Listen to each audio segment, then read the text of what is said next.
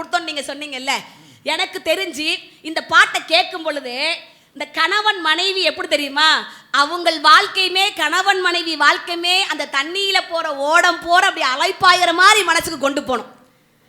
ஒருவர் மீது ஒருவர் சாய்ந்து ஓடம் போலே ஆடலாம் பாடலாம். ஒருவர் மீது ஒருவர் சாய்ந்து ஓடம் போலே ஆடலாம் பாடலாம்.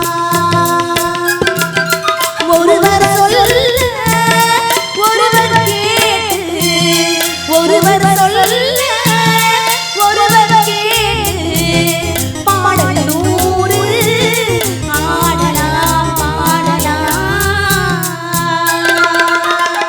இதுதான் நாங்க மயக்கிற மாதிரி பாட்டு இல்லையா, எங்க கவிஞர்கிட்ட பாட்டு இல்லையா?